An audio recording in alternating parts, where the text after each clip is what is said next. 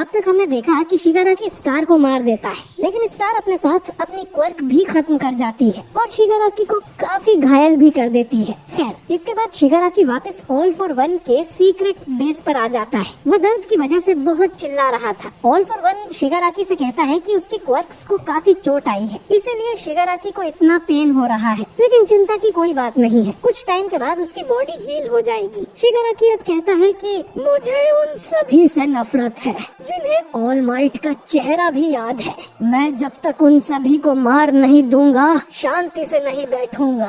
All for one और शिगाराकी के mind अब फ्यूज हो गए थे, तो ऑल फॉर वन भी शिगाराकी की नफरत महसूस कर पा रहा था। ऑल फॉर वन कहता है कि वो स्टार की क्वर्क को हासिल नहीं कर पाए, लेकिन उनके रास्ते का एक बड़ा कांटा हट चुका है, तो वो सभी रिलैक्स कर सकते हैं। और वैसे भी सिर्फ एक प्लान के भरोसे बैठे रहना अच्छी बात नहीं है। वो लीग से कहता है कि वो जानता है उनका लड़ने का काफी मन था, लेकिन उन्हें कुछ दिन और ऐसे ही छुप कर बिताना पड़ेगा। डाबी को ये बात अच्छी नहीं लगती। उसका जालिम बाप एंडेवर मजे से आसमान में उड़ता फिर रहा है और वो यहाँ हाथ पे हाथ रखे बैठा है। ऑल फॉर वन डाबी से कहता है कि वो दोनों काफी हद तक बिल्कुल एक जैसे हैं। दोनों को अपना लक्ष्य हासिल करना है, लेकिन उन दोनों में एक बहुत बड़ा अंतर है। ऑल फॉर वन ने अपने लक्ष्य तक पहुँचने के लिए सालों पहले से ही ढेर सारे रास्ते बना रखे हैं, ताकि वो सबसे बेस्ट रास्ते को चुन सके, और उन सबको शिगाराकी की बॉडी परफेक्ट होने तक का वेट करना होगा। इज़ुको मिडोरिया भी अब वापस यूए हाई स्कूल लौट आया है। उसमें और डाबी में एक अंतर ये भी है कि ऑल फॉर वन के ढेर सारे दोस्त हैं, यहाँ तक कि यूए स्कूल में भी। इसके ठीक बाद हम तोरू हेगेकुरे यानी इनविजिबल गर्ल को देखते हैं, जो कि कहीं छुपी हुई थी। बाकी क्लास 1A स्कूल ग्राउंड्स में ट्रेनिंग कर रही थी। ये सभी एक दूसरे के साथ मिलकर और ज्यादा स्ट्रॉन्ग होने की कोशिश कर रहे थे, ताकि आने वाले युद्ध में विलन्स को कड़ी टक्कर दे सके।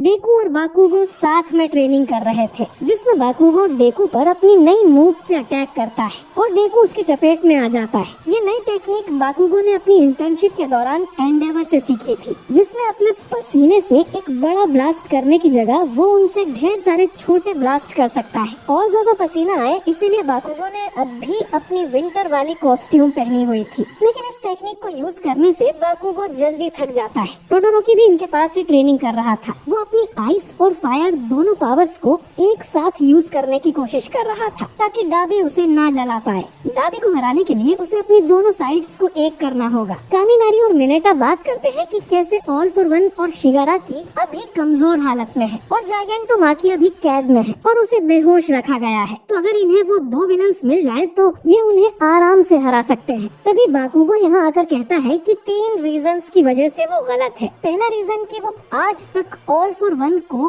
कभी नहीं ढूंढ पाए हैं। इन्हें नोमूस का हैंगर मिला, शिगाराकी का बार मिला और डॉक्टर की रिसर्च फैसिलिटी भी मिली, लेकिन हीरोज ऑल फॉर वन को कभी नहीं खोज पाए। वो छुपने में माहिर है। इसके बाद मोमो दूसरा रीजन बताती है कि पिछले बैटल में शिगाराकी का शरीर कंप्लीट भी नहीं था, फिर भी हम उसका कुछ नहीं कर पाए और अब तो हीरोज भी पहले से आधे हो गए हैं। बाकुगो तीसरा रीजन बताता है कि विलन्स ही ये डिसाइड करेंगे कि युद्ध कब शुरू होगा। ऑल फॉर वन के पास सर्च क्वर्क भी है, जिससे उन्हें पहले ही डेकू की लोकेशन पता चल जाएगी। वो कभी भी हमला कर सकते हैं और इसलिए इन्हें ज्यादा से ज्यादा हीरोज की जरूरत है। डेकू कहता है कि फिर भी फैसला इनका होगा कि इस बैटल में ये लोग कैसे एंटर करेंगे और मैं जल्द ही फिर से शिगाराकी की खोज में शामिल होने वाला हूँ। ये सुन ईडा डेकू के सिर पे मारता है और उसे याद दिलाता है कि मैं नहीं बल्कि हम खोज पर जाने वाले हैं। और डेकू को याद आता है कि पूरी क्लास भी उसके साथ है। पास के ही जंगल में हम तोरू को देखते हैं, जो कि छुपकर किसी पर नजर रख रही थी।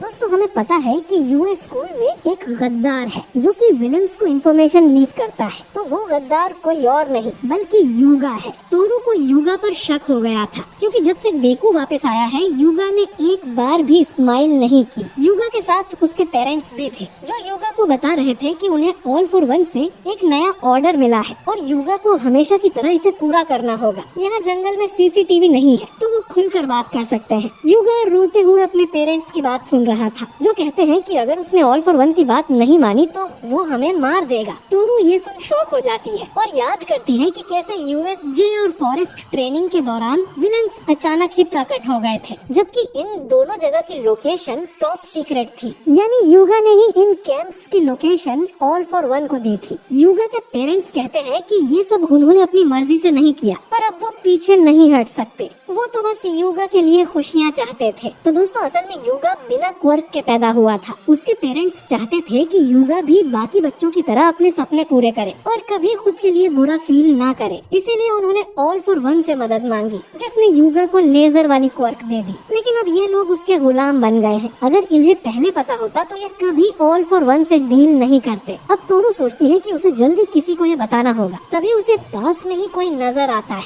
युगा रोते हुए बोलता है कि उसे अपने किए पर बहुत ज्यादा पछतावा है और वो अपने अपराधों के तले कुचला महसूस करता है। जब ऑल फॉर वन को अरेस्ट किया गया था तब उसे लगा कि वो आजाद हो गया है और अपने दोस्तों के साथ आराम से रह सकता है। युगा के पेरेंट्स उससे माफी मांगते हैं और ऑर्डर पूरा करने को कहते हैं। युगा को ये अच्छा नहीं लगता, पर वो अपने पेरेंट्स की मौत भी नहीं चाहता था। तभी तोरू डेको को लेकर यहाँ आ जाती है और उसने डेको को सब बता दिया था। डेको को ये सुन यकीन नहीं होता कि युगा एक गद्दार है। डेको को देख युगा सोचता है कि जब सभी लोग डेको को वापस लाने की कोशिश कर रहे थे तब सिर्फ युगा था जो डेको से कुछ भी नहीं बोल पाया था। डेको कहता है कि उसे युगा कुछ दिनों से काफी उदास लग रहा था और उसे युगा की चिंता हो रही थी, इसीलिए वो उसे ढूंढते हुए इस तरफ आ गया। अब ये सुन युगा खुद ही एडमिट कर लेता है कि यूएसजी और फॉरेस्ट कैंप में उसने ही लीक को लोकेशन बताई थी और वो एक नीच विलन है। इधर डाबी ऑल फॉर वन से पूछता है कि अगर उसका ये यूए वाला दोस्त पकड़ा गया तो उन्हें दिक्कत नहीं होगी, जिस पर ऑल फॉर वन कहता है कि बिल्कुल भी नहीं। अगर उसके दोस्त पकड़े जाते हैं तो हम दूसरे प्लान पर चल पड़ेंगे और वो लोग उसके लिए कचरे के बराबर हैं, जिनके न होने से उसे कोई फर्क नहीं पड़ेगा। इधर यूए फॉरेस्ट में युगा के पेरेंट्स उसे लेकर भागने की कोशिश करते हैं और डेको और तोरू उनका पीछा करते हैं। युगा अपने मन में सोचता है कि उसके पेरेंट्स काफी अमीर फैमिली से आते हैं, उन्हें अपनी लाइफ में किसी भी चीज की कमी नहीं थी। लेकिन जब उन्हें पता चला कि युगा क्वर्कलेस है तो इस बात की युगा से ज्यादा उन्हें चिंता हो गई थी। फिर उन्हें एक आदमी के बारे में पता चला जो कि लोगों को क्वर्क्स दे सकता है। युगा को जो क्वर्क मिली थी वो उसके शरीर के हिसाब से ठीक नहीं थी, फिर भी उसके पेरेंट्स उसे अच्छे से पालते रहे। उनकी मेहनत देखकर युगा ने हीरो बनने का डिसाइड किया ताकि वो अपने पेरेंट्स को प्रोटेक्ट कर सके।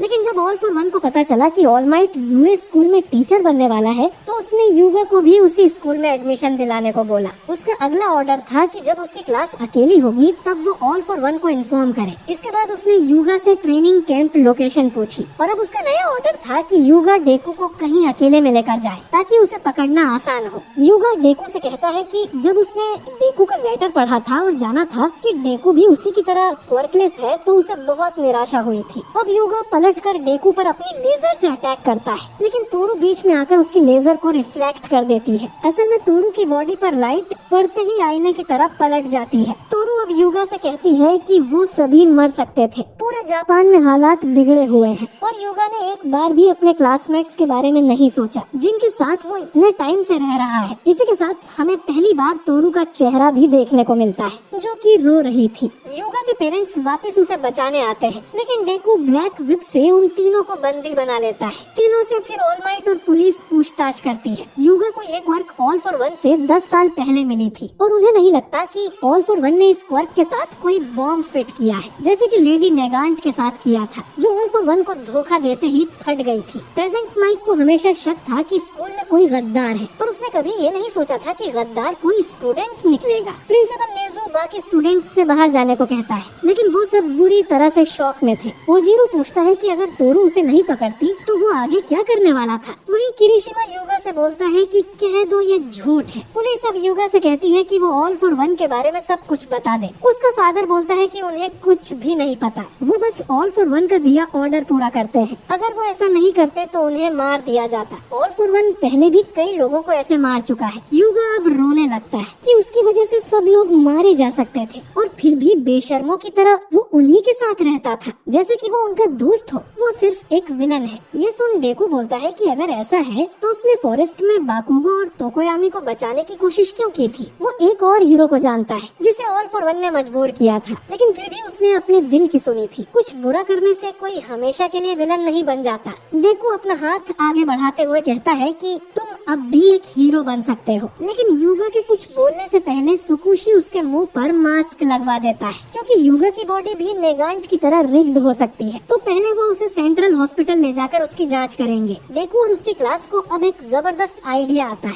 ऑल फॉर वन नहीं जानता कि युगा पकड़ा जा चुका है। इस बात का ये लोग फायदा उठा सकते हैं और शिगाराकी और बाकी विलन्स को जाल में फंसा सकते हैं। यानी कि सिर्फ युगा है जिसकी हेल्प से ये लोग ऑल फॉर वन तक पहुंच सकते हैं। डेकू फिर से युगा से कहता है कि वो अब भी एक हीरो बन सकता है और ये एपिसोड यहीं पर एंड हो जाता है। तो दोस्तों, आपको ये युगा वाला रिवील कैसा लगा कमेंट करके जरूर बताइए। मुझे MHA की यही बात अच्छी लगती है कि इसमें साइड कैरेक्टर्स को भी प्रॉपर स्टोरी दी जाती है। खैर, अब युगा की मदद से क्या हीरोज ऑल फॉर वन तक पहुंच पाएंगे, ये तो हमें आने वाले एपिसोड्स में ही पता चलेगा। बाकी वीडियो अच्छा लगा हो तो इसे लाइक और शेयर जरूर कीजिए। मैं मिलता हूँ आपसे बहुत ही जल्द अगले वीडियो के साथ। शुक्रिया।